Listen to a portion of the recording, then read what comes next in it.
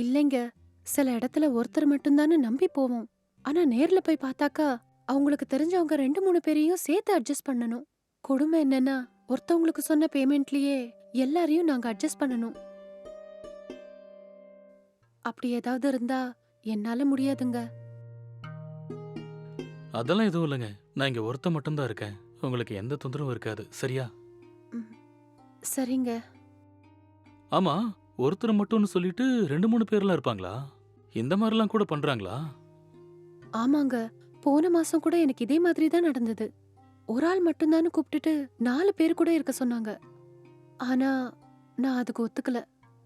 என் உடம்பு அதுக்கெல்லாம் தாங்காதுன்னு சொல்லிட்டேன். உடனே அவங்க கோச்சுக்கிட்ட பேமெண்ட் கூட குடுக்கல.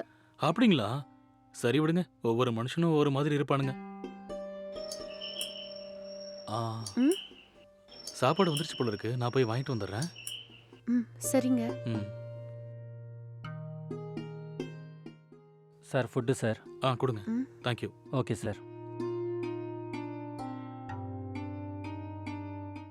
வாங்குங்க. சாப்பாடு வந்துருச்சு, சாப்பிடுங்க. ரொம்ப பசியா இருக்குன்னு சொன்னீங்கல்ல. வாங்க. சரிங்க.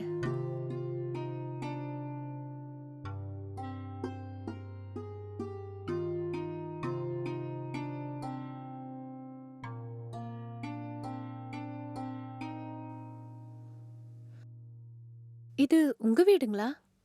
ஆமாம்மா, என் வீடு தான். நேத்து தான் அம்மாவும் அப்பாவும் ஃபாரின் கிளம்புனாங்க. இன்னும் 2, 3 மாசம் கழிச்சு தான் அவங்க ரிட்டர்ன் வருவாங்க. அது வரைக்கும் நான் தனியா தான் இங்க இருந்தாகணும். நீங்க ஒன்றும் பயப்படாதீங்க. இங்க உங்களுக்கு எந்த தொந்தரவும் இருக்காது.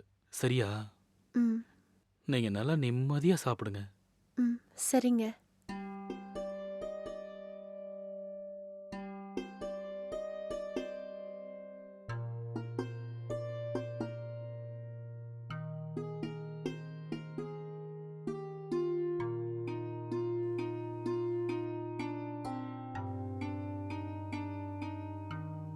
சரிங்க.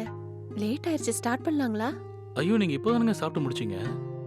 நாம 2 பேரும் பெட்ரூம் போயிட்டு கொஞ்ச நேரம் உட்காந்து பேசிட்டு இருந்துட்டு அப்புறமா ஸ்டார்ட் பண்ணலாம். ஓகேவா? ம், ஓகேங்க. வாங்க.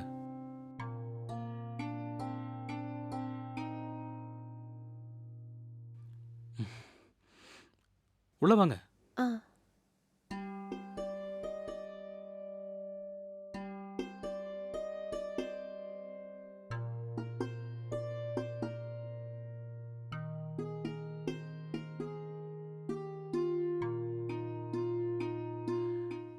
நீங்க சாப்பாடு நல்லா திருப்தியா சாப்பிட்டீங்களா?